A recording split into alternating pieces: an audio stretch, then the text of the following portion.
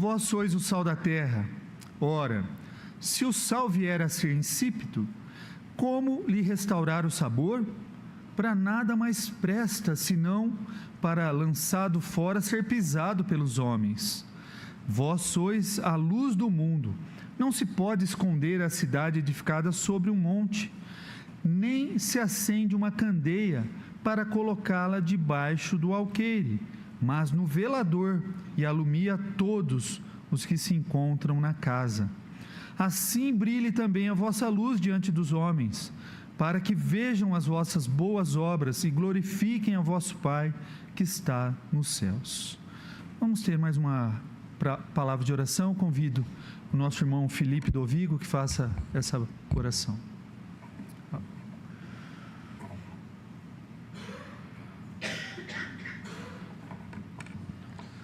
Pai, obrigado pela Tua santa e perfeita palavra, Pai, que nos orienta, nos guia. Que o Senhor esteja com o pastor Jair agora na pregação e abra os nossos corações, Pai, para a Tua palavra, que seja uma palavra de transformação, Pai. Obrigado por tudo que tens feito em nossas vidas, em nome de Jesus, amém. Amém. Jesus aqui, meus irmãos, ele está no Sermão do Monte. O que ele está nos dizendo? Ele está dizendo assim: vocês querem ser meus discípulos, vocês são os meus discípulos, vocês devem impactar o mundo. E por que uma mensagem assim, no último dia do ano? Porque nós temos 365 dias diante de nós para fazer diferença, para sermos sal da terra e luz do mundo. Ele sempre escolheu ilustrações, parábolas e as palavras com muito cuidado. E aqui ele usa a palavra o sal e a luz. E nós vamos aprender sobre essa metáfora do sal e da luz. O sal, para que servia o sal? O sal era uma das coisas mais importantes que existia na época de Jesus. Ele servia para preservação em primeiro lugar. A principal delas, um conservante, para proteger que a carne não se apodrecesse. Ele inibia a decomposição e até hoje é utilizado. Ele era utilizado também como parte de pagamento dos soldados romanos, o soldo, daí que vem a palavra salário, do sal. Numa época em que não existiam geladeiras, o sal era usado para evitar que a carne se apodrecesse. Um comentarista chamado Charles Swindoll, ele diz assim: lenta, mas seguramente o nosso mundo está apodrecendo por dentro. Não apenas as civilizações estão em processo de decadência, mas também a moral. E isso ele escreveu em 1991. Parece que era algo que ele estava já visualizando, ou talvez já estivesse vivendo no seu país. O que nós, um pouco tempo depois, viemos a perceber. Jesus disse que o mundo precisa o quê? Que nós sejamos o quê? Chamados a ser. Nós temos que fazer o que Deus nos chamou para fazer, ser seus discípulos, tá? Causar um impacto no mundo não é se conformar com o mundo, é chamar a atenção pela diferença que nós temos, ser distintos do mundo, não idênticos a ele. O cristão tem que preservar o seu testemunho. Há alguns que pensam que o mundo está melhorando.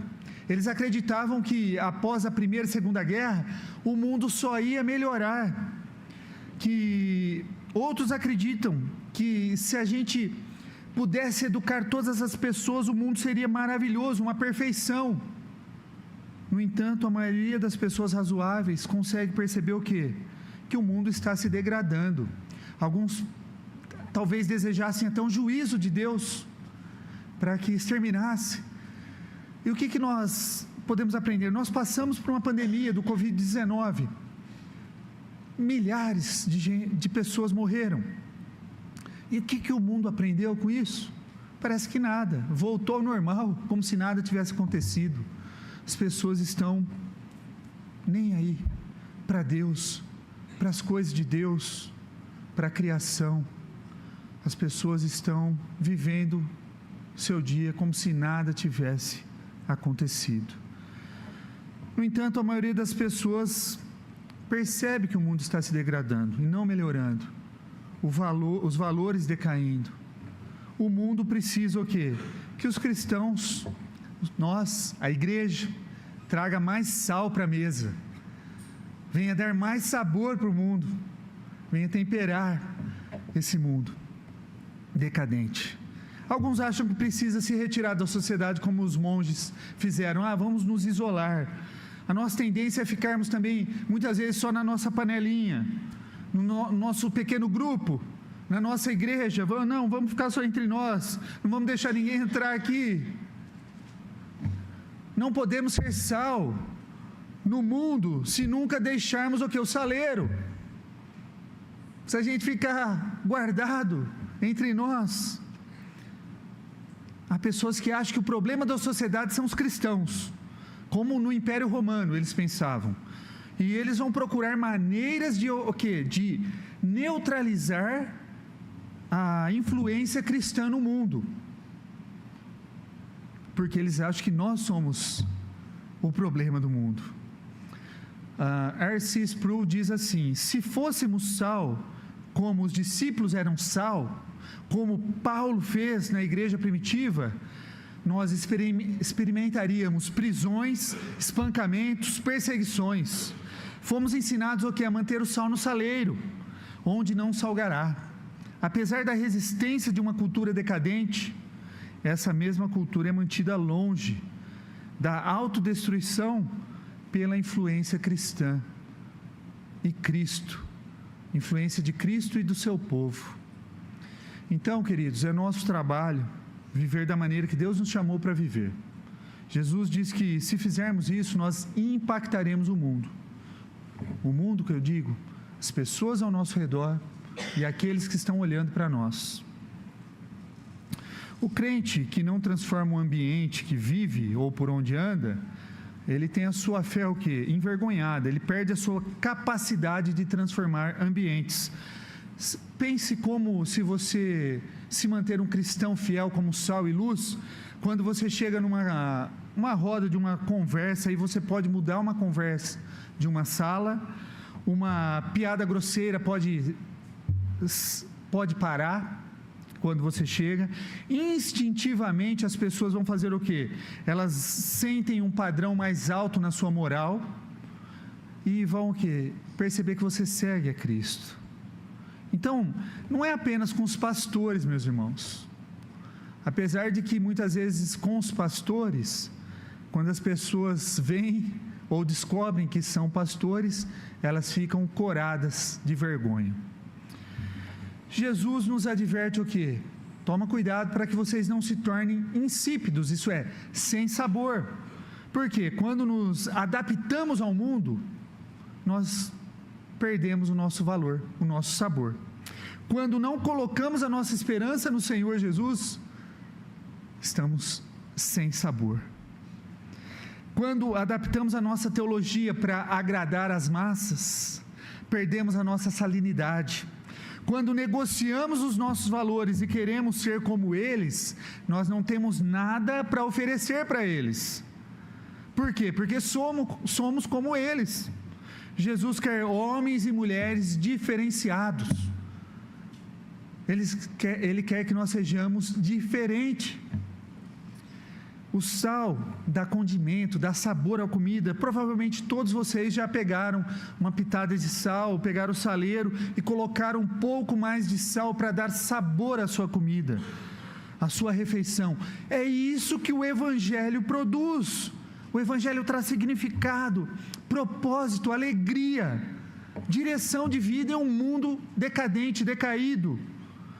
E olhando para a história da igreja, para a história cristã, quando você olha, as universidades surgiram por causa das igrejas. As principais universidades do mundo surgiram por causa das igrejas. Elas foram formadas pelas igrejas e inicialmente eram dirigidas por pastores. Muitos dos grandes artistas famosos, os músicos mais conhecidos, Bach, Mendelssohn, Vivaldi, Handel, eram cristãos. É difícil imaginar como seria o mundo sem a influência dos cristãos. Não devemos o quê? Deixar de ser sal e luz do mundo. O sal produz também, sabe o quê? Sede.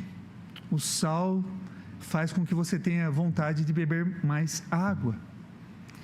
Ou líquidos, né? Uma das estratégias de quem tem comércio para vender as suas bebidas é o quê? Vender salgados, coisas bem salgadas, porque você se alimenta daquele salgado, petisco, e você quer o quê? Mais bebidas, e aí você vende mais bebidas. Aí o cara faz um jogo de números e arrebenta de lucrar vendendo bebidas. As pessoas, irmãos, no mundo, elas têm que olhar para a vida de vocês e sentir sede, sentir água na boca, e perguntar assim: quem é esse que sacia, que preenche o coração dessa pessoa? Quem é? Eles têm que sentir sede. À medida que vivemos, devemos levar os outros a ver que temos o quê? O que eles estão procurando. Nem todo mundo vai. Alguns vão ser até hostis conosco, mas alguns vão. Jesus diz assim no Evangelho de João capítulo 7, ele diz assim: no último dia da grande festa, levantou-se Jesus e exclamou: se alguém tem sede, venha a mim e beba.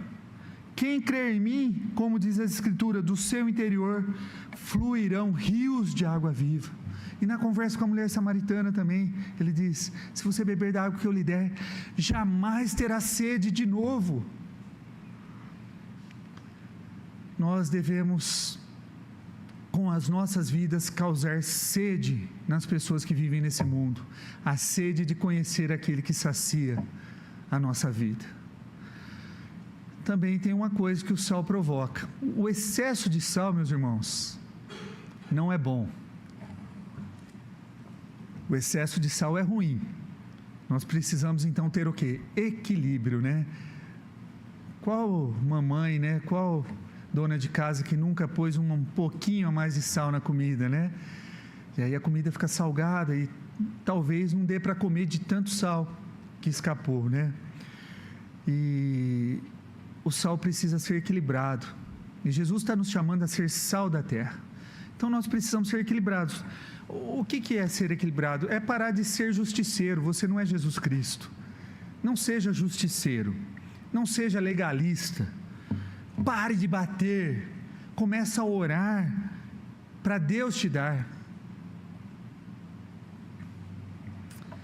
Tome cuidado com o excesso. Excesso de sal também pode fazer mal. E ele fala: nós somos a luz do mundo. Em João 8,12, Jesus disse: eu sou a luz do mundo. Quem me segue não andará nas trevas, pelo contrário, terá a luz da vida. Jesus disse que somos a luz do mundo. Nós somos por quê? Em virtude do nosso relacionamento com Ele. Jesus usa uma imagem diferente para descrever nosso mundo atual. Em vez de ser o quê? Uma bagunça decadente em um lugar de escuridão. Escuridão, né? O que é escuridão? Escuridão é quando há ausência de luz. No escuro, nós não sabemos para onde nós estamos indo. Hoje em dia as pessoas correm atrás de cada coisa, cada tipo de atividade, programas que tem disponíveis, mas nada satisfaz elas. Nada. E é interessante, né, que a luz, nós vemos o quê? O que a luz reflete. A luz incide num corpo e ela reflete, e nós vemos a reflexão da luz. Ela não pode ser escondida, ela precisa resplandecer. E a única maneira de sair da escuridão é seguindo aquele que é a luz do mundo, o Senhor Jesus. A luz pode ajudar você a ver. Por isso, meus irmãos, que nosso templo está iluminado. Se nós apagarmos as lâmpadas, não teremos luz. Se seu carro não tivesse faróis, você não enxergaria. Se os postes não fossem iluminados, nós não enxergaríamos para onde estávamos indo. A luz, ela clareia o nosso caminho. Por isso que vocês têm lá em casa aquelas velas, ou talvez uma lanterna, para quando há uma queda de energia, a primeira coisa que você faz, procura a lanterna. Hoje nós temos lanterna no celular, mas você vai lá, começa a acender velas, pelo menos antigamente era assim, né? Ou você tem umas luzes de emergência. A luz, ela vai nos orientar, vai mostrar que direção estamos tomando. Imagine você num voo, e o voo está prestes a pousar, e o aeroporto é à noite, está sem luz. Como que seria esse pouso? Num aeroporto sem luz, uma cidade sem luz. Para onde a nossa vida está apontando? Para onde que a nossa vida está apontando? O que nós temos refletido? O que pretendemos refletir em 2025? A palavra de Deus é lâmpada para os nossos pés e luz para os nossos caminhos.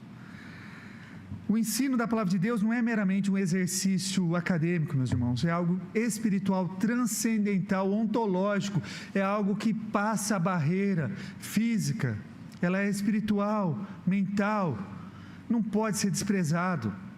A luz expõe o que está oculto, a luz permite identificar o que? Obstáculos perigosos, mas também expõe o que? O que gostaríamos de deixar escondido, imperfeições que talvez tenhamos.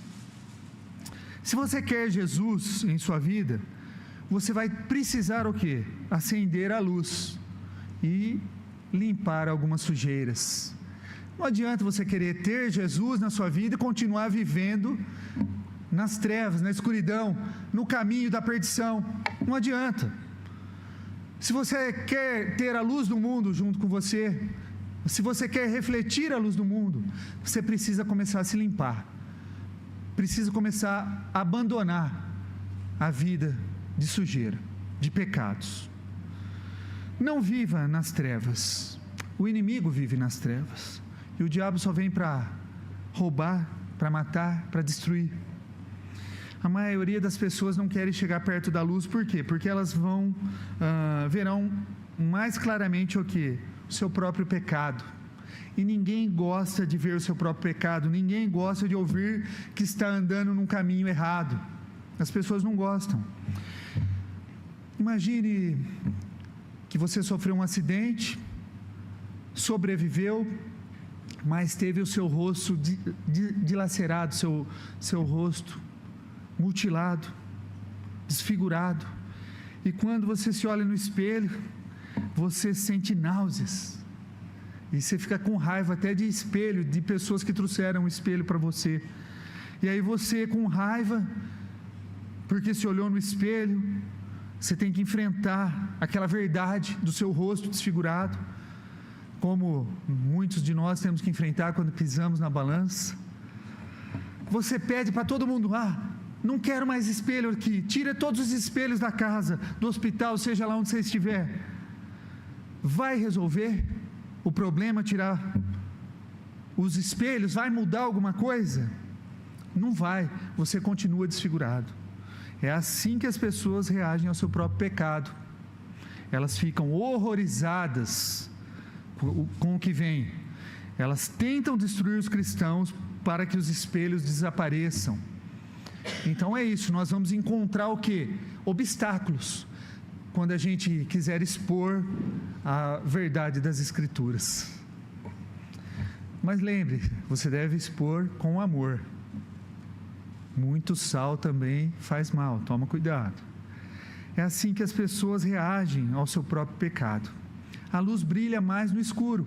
Se você colocar uma lanterna ou olhar para um farol ao meio-dia, não vai fazer muita diferença. Agora, se você, à noite, olhar direto para a luz de uma lanterna, para o farol, você vai ficar por um tempo cego. É isso que vai acontecer. A luz, ela brilha mais no escuro. Brilha mais. A igreja está no mundo. Temos que ser luz. Precisamos cultivar o que? Amizades não cristãs também. Devemos encontrar equilíbrio. Por quê? Porque nós estamos no mundo, né? Isso nos permite que nós convivamos com pessoas que não são da igreja, que não creem em Cristo, mas nós não devemos ter a mentalidade do mundo, fazer o que as pessoas do mundo fazem. Nosso chamado não é só vir na igreja de domingo, não é só isso.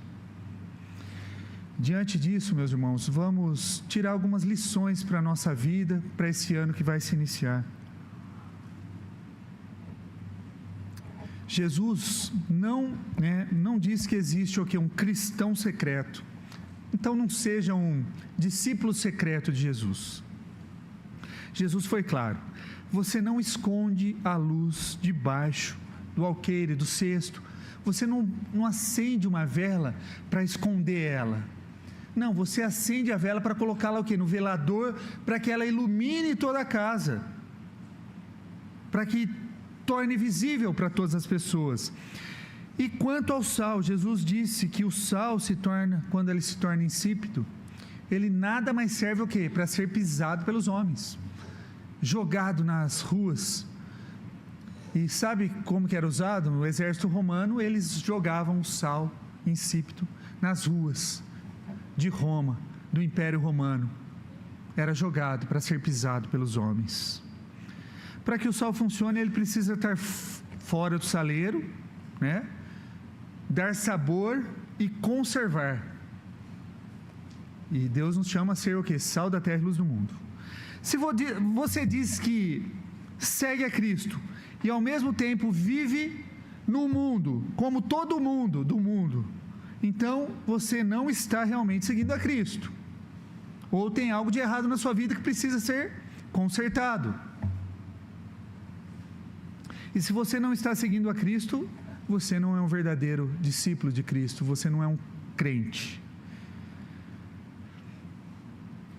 Nosso papel no mundo é importante. Se você silenciar os verdadeiros cristãos, seria como tirar os salva-vidas das piscinas, tirar os salva-vidas do mar, ou apagar as luzes do aeroporto num pouso.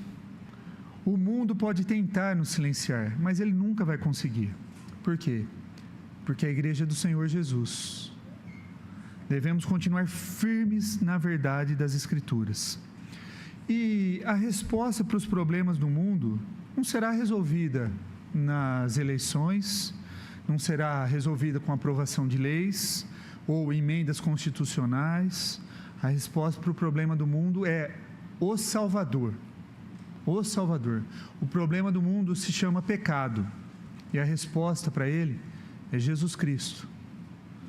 Todo o resto, todas essas outras coisas que eu disse, é como se fosse um band-aid sendo colocado num ferimento grave.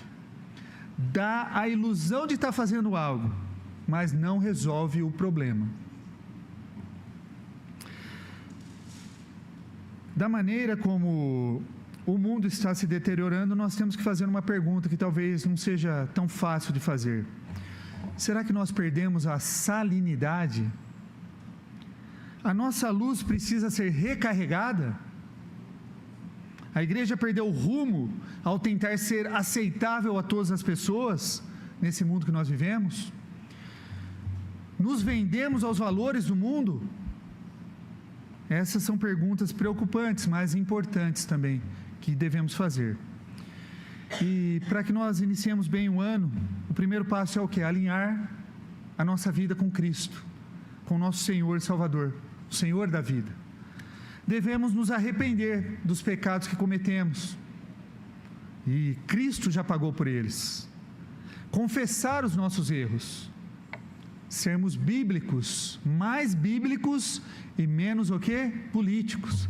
Nós não estamos aqui para agradar todo mundo. Precisamos ser bíblicos, obedecer a Cristo, voltarmos a ser generosos. As pessoas perderam o ímpeto de generosidade, buscar em primeiro lugar o reino de Deus e a sua justiça, ao invés de abraçar o mundo em primeiro lugar. Devemos renovar o nosso compromisso com o Senhor.